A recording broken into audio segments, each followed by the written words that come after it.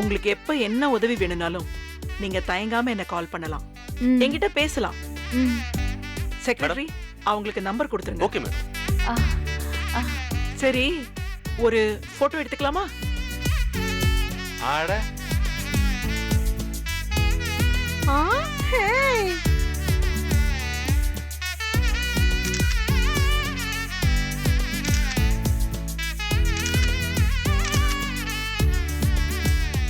Madam madam madam madam உங்களை பத்தி உங்களை கொஞ்சம் பத்தி கொஞ்சம் சொல்லுங்க சொல்லுங்களேன்.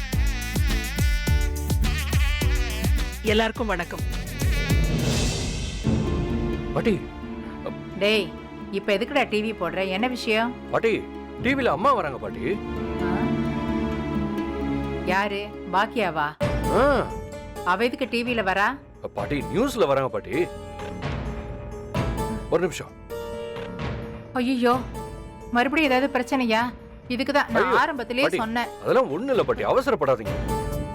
இங்க பிரச்சனை எதுவும் இல்ல, ஒரு நிமிஷம் இருங்க. வடகிழக்கு பருவமழையின் தீவிரம் குறைந்துள்ள நிலையில் சென்னையில் மக்களின் வாழ்க்கை இயல்பு நிலைக்கு திரும்பி வருகிறது. டேய், இதே தாண்டா நியூஸ்ல திரும்ப திரும்ப சொல்லிட்டு இருக்காங்க. அரசு சார்பில் நடைபெற்ற பொருட்காட்சி இன்றுடன் பாட்டி, முடிவடைகிறது. இந்த நியூஸ் தான். பொருட்காட்சியின் இறுதி நாள் விழாவில் சமூக நலத்துறை மற்றும் மகளிர் மேம்பாட்டுத்துறை அமைச்சர் கலந்து கொண்டார். பொருட்காட்சியில் உணவகம் நடத்தி வந்த ஈஸ்வரி கேட்டரிங் உரிமையாளர் பாக்கியலட்சுமியை வெகுவாக பாராட்டிய அமைச்சர் அவருக்கு விருது வழங்கினார். யாரு கோபி? அமைச்சர் கையால பாக்கிய விருது வாங்குறா? எல்லாருக்கும் வணக்கம். இத்தனை வருஷமா இங்க பொருட்காட்சி நடக்குது. இதுவரைக்கும் பெண்கள் கேண்டீன் நடத்தினதே இல்ல. முதல் தடவையா பாகியலட்சுமி கேண்டீன் நடத்திருக்காங்க. அதுவும் ரொம்ப அருமையான சாப்பாடை கொடுத்து நிறைய மக்களை அவங்க கேண்டீன் பக்கம் இழுத்திருக்காங்க. ஐயோ, தேங்க்யூ மேடம். எல்லா பெண்களுமே பாகியலட்சுமி மாதிரி ஒரு துணிச்சலோட தைரியமா எல்லா வேலையும் செய்யணும். தேங்க்யூ.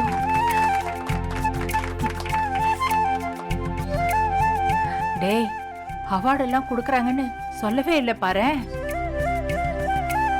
காலையில அம்மா கூப்பிட்டாங்கல்ல, நீங்க தான் போகல.